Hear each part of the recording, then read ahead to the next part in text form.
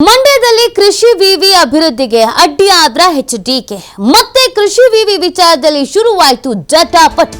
ಮಂಡ್ಯದಲ್ಲಿ ಕೃಷಿ ವಿವಿ ನಿರ್ಮಾಣಕ್ಕೆ ಮುಂದಾಗಿರುವ ರಾಜ್ಯ ಸರ್ಕಾರ ಬಜೆಟ್ನಲ್ಲೂ ನೂತನ ಕೃಷಿ ವಿವಿಗೆ 25 ಕೋಟಿ ಅನುದಾನ ಮೀಸಲು.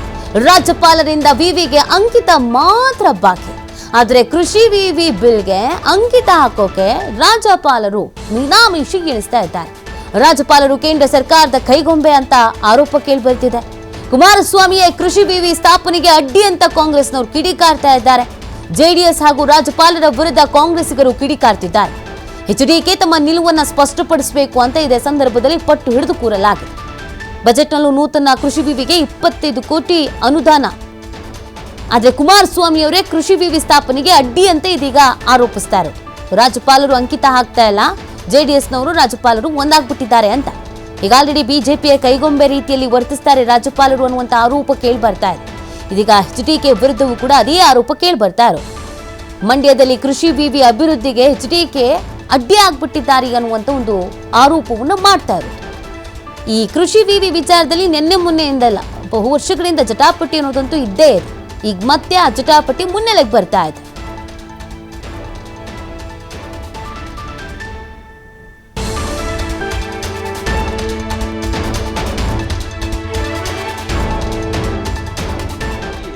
ಈಗ ಸರ್ಕಾರ ಕೃಷಿ ವಿಶ್ವವಿದ್ಯಾನಿಲಯ ಮಂಜೂರು ಮಾಡೋದಲ್ದೇ ಅದಕ್ಕೆ ಕೃಷಿ ವಿಶ್ವವಿದ್ಯಾನಿಲಯಕ್ಕೆ 25 ಕೋಟಿ ಅನುದಾನವನ್ನು ಕೂಡ ಆ ಕ್ಷಣದಲ್ಲೇ ಎತ್ತಿಟ್ಟು ಮಂಜೂರು ಮಾಡಿ ಅದರ ಚಟುವಟಿಕೆಗೆ ಅನುಕೂಲವನ್ನು ಮಾಡಿಕೊಡ್ತು.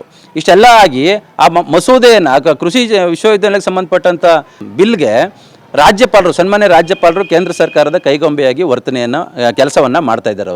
ಅವರು ಒಬ್ಬ ರೈತರಿಗೆ ಅನುಕೂಲ ಆಗ್ತಕ್ಕಂಥ ಕೃಷಿ ವಿಶ್ವವಿದ್ಯಾನಿಲಯಕ್ಕೆ ಬಿಲ್ಗೆ ಅಂಕಿತವನ್ನು ಹಾಕ್ತಾನೆ ಯಾಕೆ ಅವರು ಇಟ್ಕೊಂಡಿದ್ದಾರೆ? ಮತ್ತೊಂದು ಕಡೆ ಮಂಡ್ಯ ಜಿಲ್ಲೆ ಅಂತಂದರೆ ನಮಗೆ 2 ಕಣ್ಣುಗಳು, ಹಾಸನ ಜಿಲ್ಲೆ, ಮಂಡ್ಯ ಜಿಲ್ಲೆ ಎಲ್ಲ ಕಣ್ಣುಗಳು ಅಂತಂತಾರೆ. ಇನ್ನೊಂದು ಕಡೆ ಇದೇ ಜಿಲ್ಲೆಯಿಂದ ಅತಿ ಹೆಚ್ಚು ಮತಗಳಿಂದ ಗೆದ್ದಿರ್ತಕ್ಕಂಥ ಸನ್ಮಾನ್ಯ ಕುಮಾರಸ್ವಾಮಿರವರು ನನ್ನ ಜಿಲ್ಲೆ ನನಗೆ ಕಣ್ಣು ಅಂತ ಬರೀ ಮಾತಿನಲ್ಲಿ ಹೇಳ್ತಾ ಇದ್ರಲ್ಲ. ಇವರು ಇಲ್ಲಿ ಸಂಸದರಾಗಿ ಕೇಂದ್ರ ಸರ್ಕಾರದಲ್ಲಿ ಒಂದು ಬೃಹತ್ ಕೈಗಾರಿಕಾ ಸಚಿವರಾಗಿರ್ತಕ್ಕಂಥ ಇವರು ಕೇಂದ್ರ ಸರ್ಕಾರದ ಪ್ರತಿನಿಧಿಯಾಗಿ ಇವರು ರಾಜ್ಯಪಾಲರಿಗೆ ಹೇಳಿ, ನೋಡ್ರಿ ನನಗೆ ಓಟಾಗಿ ಗೆಲ್ಸಿರ್ತಕ್ಕಂಥ ಜಿಲ್ಲೆಗೆ ಅನ್ಯಾಯ ಆಯ್ತದೆ, ನೀವು ಆ ಒಂದು ಕೃಷಿ ವಿಶ್ವವಿದ್ಯಾನಿಲಯಕ್ಕೆ ನೀವು ಅಂಕಿತವನ್ನು ಹಾಕಿ ಅಂತೇಳಿ ಒತ್ತಡವನ್ನು ತರ್ತಾ ಇಲ್ಲ. ಅವ್ರಿಗೆ ಬಹುಶಃ ಈ ಜಿಲ್ಲೆಗೆ ಕೃಷಿ ವಿಶ್ವವಿದ್ಯಾನಿಲಯ ಮಂಜೂರು ಮಾಡ್ತಕ್ಕಂಥದ್ದು ಇಷ್ಟ ಇದೆಯೋ ಅನ್ನುವಂಥದ್ದನ್ನ ದಯಮಾಡಿ ಅವರು ಸ್ಪಷ್ಟಪಡಿಸ್ಲಿ. ಅವರು ನಡ್ಕೊಳ್ತಾ ಇರ್ತಕ್ಕಂಥ ರೀತಿ ನೋಡಿದ್ರೆ ಮಂಡ್ಯ ಜಿಲ್ಲೆಗೆ ಕೃಷಿ ವಿಶ್ವವಿದ್ಯಾನಿಲಯನ ಕೊಟ್ಟಿರ್ತಕ್ಕಂಥದ್ದು ಸರಿಯಲ್ಲ ಅನ್ನುವಂಥ ರೀತಿಯಲ್ಲಿ ಅವರು ನಡ್ಕೊಳ್ತಾ ಇದ್ದಾರೆ. ಈ ಜಿಲ್ಲೆಗೆ ಕೃಷಿ ವಿಶ್ವವಿದ್ಯಾನಿಲಯವನ್ನು ರಾಜ್ಯ ಸರ್ಕಾರ ತಗೊಂಡ್ಬಂದಿದೆ. ಅದನ್ನು ರಾಜ್ಯಪಾಲರ ಮೂಲಕ ಅಂಕಿತ ಆಗ್ತಾನೆ ತಡೆ ಹಿಡಿಸಿರ್ತಕ್ಕಂಥದ್ರಲ್ಲಿ ಬಹುಶಃ ಇವ್ರದ್ದು ಪಾತ್ರ ಇರಬೇಕು ಅನ್ನುವಂಥದ್ದು ನಮ್ಮೆಲ್ಲರ ಒಂದು ಸಂಶಯ ಕಡೆ ಮಾಡಿದೆ. ದಯಮಾಡಿ ನಾವು ಸನ್ಮಾನ್ಯ ಕುಮಾರಸ್ವಾಮಿ ಅವರು ಹೇಳುವಂಥದ್ದು ಏನು, ನೀವು ಕೇಂದ್ರ ಸರ್ಕಾರ ಪ್ರತಿನಿಧಿಯಾಗಿದ್ದೀರಿ, ನೀವು ರಾಜ್ಯಪಾಲರ ಬಗ್ಗೆ ಒತ್ತಡವನ್ನು ತಂದು ನೀವೆಲ್ಲ ಮನವಿಯನ್ನು ಕೊಟ್ಟು ಈ ಕೃಷಿ ವಿಶ್ವವಿದ್ಯಾನಿಲಯದ ಬಿಲ್ಲನ್ನು ನೀವು ಅಂಕಿತವನ್ನು ಹಾಕಿಸ್ಬೇಕು ಅನ್ನುವಂಥದ್ದು ಈ ಜಿಲ್ಲೆಯ ಜನರ ಪರವಾಗಿ ನಾನು ಒತ್ತಾಯವನ್ನು ಮಾಡ್ತಾ ಇದ್ದೇನೆ. ಈಗ ಸರ್ಕಾರ ಕೃಷಿ ವಿಶ್ವವಿದ್ಯಾನಿಲಯ ಮಂಜೂರು ಮಾಡೋದಲ್ದೇ ಅದಕ್ಕೆ ಈ ಬಗ್ಗೆ ಮತ್ತಷ್ಟು ಮಾಹಿತಿಯನ್ನು ನೀಡ್ತಾರೆ ನಮ್ಮ ಪ್ರತಿನಿಧಿ ಶಶಿಕುಮಾರ್. ಈ ಮಂಡ್ಯ ವಿವಿ ವಿಚಾರಕ್ಕೆ ಸಂಬಂಧಪಟ್ಟಂತೆ ನಿನ್ನೆ ಮೊನ್ನೆ ಜಟಾಪಟಿ ಅಲ್ಲ, ಬಹುದಿನಗಳಿಂದ ಈ ಜಟಾಪಟಿ ನಿರಂತರವಾಗಿ ನಡ್ಕೊಂಡು ಬರ್ತಾ ಇದೆ. ಸೊ ಈಗ ನೇರವಾಗಿ ಕೇಂದ್ರ ಸಚಿವರು ಆಗಿರುವಂತಹ ಕುಮಾರಸ್ವಾಮಿ ಅವ್ರ ಮೇಲೆ ಆರೋಪ ಮಾಡ್ತಾ ಇರೋದು. ಸೊ ಇದಕ್ಕೆ JDSನವ್ರಿಗೆ ಏನು ಹೇಳ್ತಾರೆ? ಈ ಆರೋಪಕ್ಕೆ ಪ್ರಮುಖವಾದಂಥ ಕಾರಣ ಎಲ್ಲಿಂದ ಶುರು ಆಯ್ತು ಅಂತ? ನಿತಿ, ಒಂದು ಕಡೆ ರಾಜ್ಯದಲ್ಲಿ ರಾಜ್ಯ ಸರ್ಕಾರ ವರ್ಸಸ್ ರಾಜ್ಯಪಾಲರ ನಡುವೆ ತಿಕ್ಕಾಟ ಮುಂದುವರೆದಿದ್ರೆ, ಮಂಡ್ಯದಲ್ಲಿ ಕಾಂಗ್ರೆಸ್ ಮತ್ತೆ ಕಾರ್ಯಕರ್ತರು ಅಂದ್ರೆ ಕಾಂಗ್ರೆಸ್ ಮತ್ತೆ JDS ಕಾರ್ಯಕರ್ತರ ನಡುವೆ ಸಾಕಷ್ಟು ಒಂದು ವಾಕ್ಸಮರ ಮುಂದುವರೆದಿರ್ತಕ್ಕಂಥದ್ದು.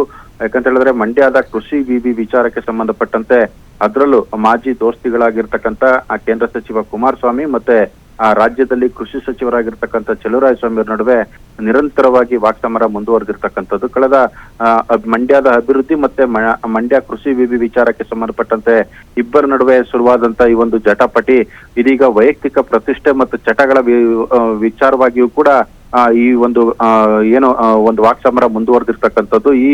ಈ ಸಮರ ಈಗಾಗಲೇ ಮತ್ತೊಂದು ಮಜಲನ್ನ ಪಡ್ಕೊಂಡಿರ್ತಕ್ಕಂಥದ್ದು. ಆದ್ರೆ ಈ ಮಂಡ್ಯ ಕೃಷಿ ವಿವಿಗೆ ಸಂಬಂಧಪಟ್ಟಂತೆ ರಾಜ್ಯ ಸರ್ಕಾರ ಈಗಾಗಲೇ ಬಜೆಟ್ ನಲ್ಲಿ 25 ಕೋಟಿ ಅನುದಾನವನ್ನು ಕೂಡ ಮೀಸಲಿಟ್ಟು ಕೃಷಿ ವಿವಿಯನ್ನ ಸ್ಥಾಪನೆ ಮಾಡ್ಲಿಕ್ಕೆ ಎಲ್ಲಾ ರೀತಿಯ ನೆರವನ್ನ ಕೊಡ್ತೇವೆ ಅಂತ ಹೇಳಿ ಘೋಷಣೆ ಮಾಡಿರೋದು ಒಂದೆಡೆ. ಆದ್ರೆ ಮತ್ತೊಂದು ಕಡೆ ಈಗಾಗಲೇ ಏನು ರಾಜ್ಯದ ಸಚಿವ ಸಂಪುಟದಲ್ಲಿ ಅದಕ್ಕೆ ಅನುಮೋದನೆಯನ್ನು ಕೂಡ ಕೊಟ್ಟು ರಾಜ್ಯಪಾಲರಿಗೆ ಅದಕ್ಕೆ ಅಂಕಿತ ಹಾಕಲಿಕ್ಕೆ ಬಿಲ್ ಅನ್ನ ಕೂಡ ಪಾಸ್ ಮಾಡಿರ್ತಕ್ಕಂಥದ್ದು. ಆದ್ರೆ ರಾಜ್ಯಪಾಲರು ಈ ವಿಚಾರವಾಗಿ ಇನ್ನೂ ಕೂಡ ಮೀನಾಮೇಷವನ್ನ ಎಣಿಸ್ತಾ ಇರ್ತಕ್ಕಂಥದ್ದು. ಆ ಒಂದು ಕೃಷಿ ವಿವಿಯ ಬಿಲ್ಗೆ ಅಂಕಿತವನ್ನ ಸಹಿ ಹಾಕ್ತೆ ಇನ್ನೂ ಕೂಡ ಮೀನಾಮೇಷ ಎಣಿಸ್ತಾ ಇರೋದ್ರ ಹಿಂದೆ ಕುಮಾರಸ್ವಾಮಿ ಅವರ ಕೈವಾಡ ಇದೆ ಅನ್ನೋ ಒಂದು ಚರ್ಚೆಗಳು ಕೂಡ ಶುರುವಾಗಿರ್ತಕ್ಕಂಥದ್ದು.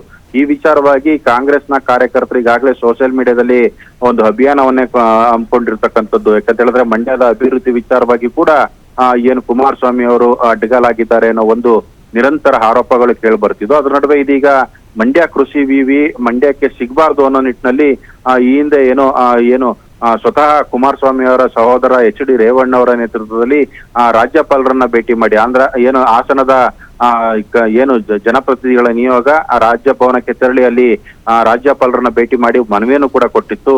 ಯಾವುದೇ ಕಾರಣಕ್ಕೂ ಮಂಡ್ಯ ಕೃಷಿ ವಿವಿಗೆ ಹಾಸನ ಕೃಷಿ ಕಾಲೇಜನ್ನ ಸೇರ್ಪಡೆ ಮಾಡಬಾರದು ಅನ್ನೋ ಒಂದು ಮನವಿಯನ್ನ ಕೊಟ್ಟಿದ್ರು. ಅದೇ ನಿಟ್ಟಿನಲ್ಲಿ ಈಗ ಕುಮಾರಸ್ವಾಮಿ ಅವರು ಕೂಡ ಈಗ ಏನು ರಾಜ್ಯಪಾಲರು ಒಂದು ಕಡೆ ಕೇಂದ್ರ ಸರ್ಕಾರದ ಕೈಗೊಂಬೆಯಾಗಿ ವರ್ತನೆ ಮಾಡ್ತಿದ್ದಾರೆ. ಕೇಂದ್ರದಲ್ಲಿ ಕುಮಾರಸ್ವಾಮಿ ಅವರು ಕೂಡ ಸಚಿವರಾಗಿರ್ತಕ್ಕಂಥ ಹಿನ್ನೆಲೆಯಲ್ಲಿ ಅವರು ಕೂಡ ರಾಜ್ಯಪಾಲರ ಒಂದು ಕೈಗೊಂಬೆಯಾಗಿ ವರ್ತನೆ ಮಾಡ್ತಿದ್ದಾರೆ. ರಾಜ್ಯಪಾಲರಿಗೆ ಹಿಂಭಾಗದಿಂದ ಈ ಒಂದು ಕೃಷಿ ವಿವಿಗೆ ಅಂಕಿತ ಹಾಕಬಾರದು ಅಂತ ಹೇಳಿ ಒಂದು ತಡೆಯನ್ನ ಒಡ್ತಿದ್ದಾರೆ ಅನ್ನೋ ಒಂದು ಗಂಭೀರವಾದಂತಹ ಆರೋಪವನ್ನ ಮಾಡ್ತಿರ್ತಕ್ಕಂಥದ್ದು. ಅಷ್ಟೇ ಅಲ್ಲ, ಕುಮಾರಸ್ವಾಮಿ ಅವರು ಮಂಡ್ಯದಿಂದ ಸಂಸದರಾಗಿ ಆಯ್ಕೆಯಾಗಿ ಕೇಂದ್ರದಲ್ಲಿ ಸಚಿವರಾಗಿರ್ತಕ್ಕಂಥವ್ರು. ಕುಮಾರಸ್ವಾಮಿ ಅವರು ತಮ್ಮ ಸ್ಪಷ್ಟ ನಿಲುವನ್ನ ಕೂಡಲೇ ಸ್ಪಷ್ಟಪಡಿಸ್ಬೇಕು. ಯಾಕಂತ ಹೇಳಿದ್ರೆ ಇಬ್ಬಗೆ ನೀತಿಯನ್ನ ಯಾವುದೇ ಕಾರಣಕ್ಕೂ ಮುಂದುವರಿಸಬಾರ್ದು.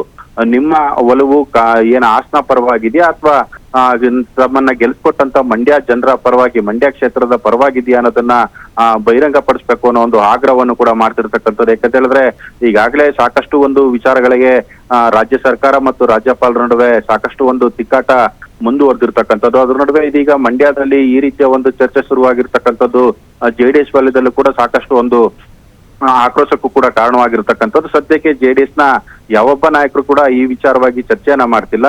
ಅಷ್ಟೇ ಅಲ್ಲದಂತೆ ಈಗಾಗಲೇ ಸೋಷಿಯಲ್ ಮೀಡಿಯಾದಲ್ಲಿ ಕಾಂಗ್ರೆಸ್ನ ಕಾರ್ಯಕರ್ತರು ಈ ರೀತಿಯ ಒಂದು ಅಭಿಯಾನನ ಹಮ್ಮಿಕೊಂಡಿರ್ತಕ್ಕಂಥದ್ದು. ಮುಂಬರ್ತಕ್ಕಂಥ ಸ್ಥಳೀಯ ಸಂಸ್ಥೆ ಚುನಾವಣೆಗಳಲ್ಲಿ JDSಗೆ ಒಂದ್ ರೀತಿ ಹಿನ್ನಡೆ ಆದ್ರೂ ಕೂಡ ಆಗ್ಬಹುದು. ಈ ಬಗ್ಗೆ ಸ್ವತಃ ಕುಮಾರಸ್ವಾಮಿ ಅವರೇ ಸ್ಪಷ್ಟನೆಯನ್ನ ಪಡಿಸಬೇಕಾದಂತ ಸಾಧ್ಯತೆ ಇರತಕ್ಕಂಥದ್ದು. ಜೊತೆಗೆ JDS ನ ನಾಯಕರುಗಳೇನಿದ್ದಾರೆ ಸ್ಥಳೀಯ ನಾಯಕರು ಅವರು ಕೂಡ ಈ ಬಗ್ಗೆ ಮಾತನಾಡಬೇಕಾಗಿರ್ತಕ್ಕಂಥದ್ದು.